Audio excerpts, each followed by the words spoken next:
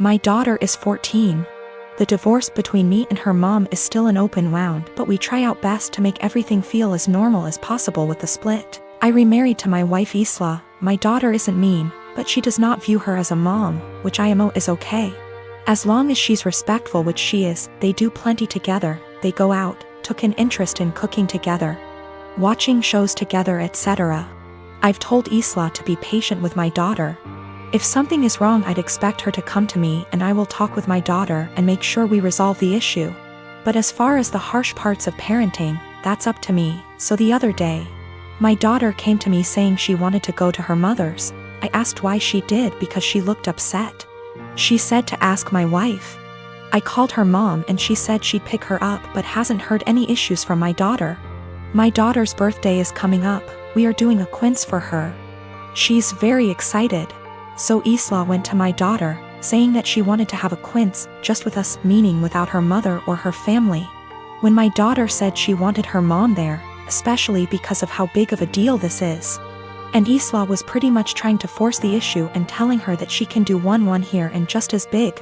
My daughter asked why she's trying to leave her mom out of such an important event.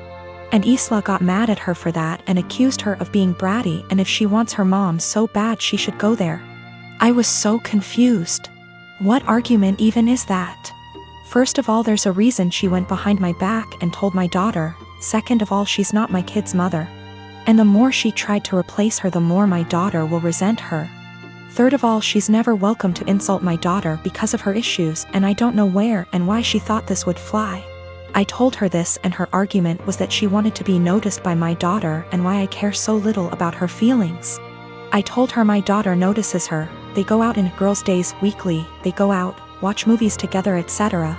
My daughter has been plenty inviting to her. Frankly, I'm surprised at how well she's opened up to her, but now she will have to earn her trust back.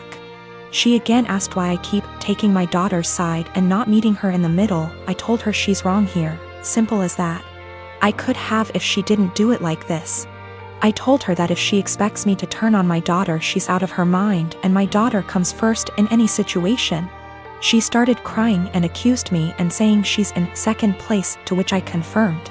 I would never want her to put me over a kid. She left and now isn't speaking to me. V asked my daughter if this behavior was consistent. She said that she feels like Isla makes it a point to not talk about her mom, but nothing this extreme. I'm a 30-year-old male and my best friend got married last week. I just bought a house and my wife is expecting our son in November.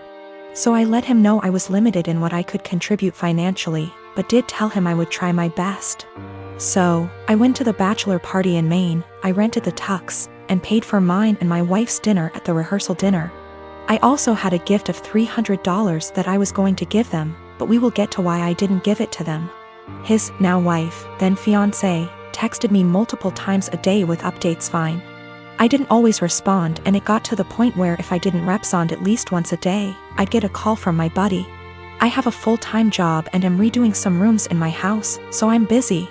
She texted me for the following reasons. 1. My wife was not allowed to talk about our pregnancy at all. She didn't want anyone to focus on that more than her, the bride. 2. She was not going to order special food for my wife. No one asked her to.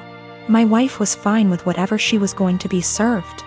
3. I was not helping the groom enough. He had to help her with favors, seating charts and programs. So I had to help him with those things, according to her. She also said to get ready to help with thank you notes after the wedding. 4. She said if I was a true best man, I would offer to pay for the bar bill.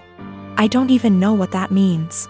5. She had to read to approve my speech before the rehearsal dinner and wanted to be included as much as my buddy. She told me to make up things if I had to.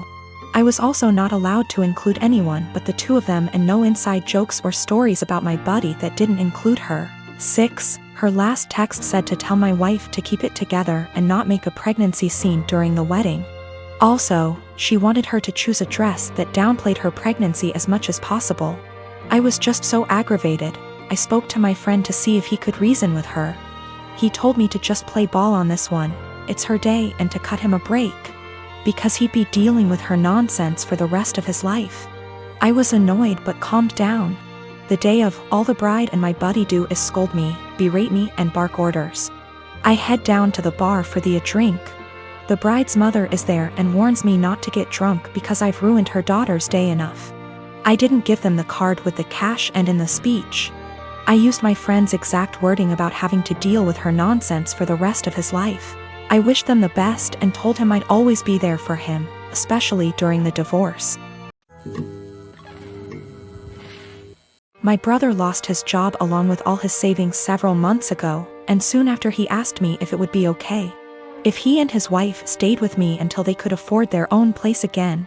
I hesitated at first, considering I only have a one-bedroom apartment, but according to them they had no other options, so of course I invited them over and bought a blow-up mattress for the living room. For the first month things were manageable, although admittedly cramped. Then my brother told me that sleeping on the mattress was giving him back pains.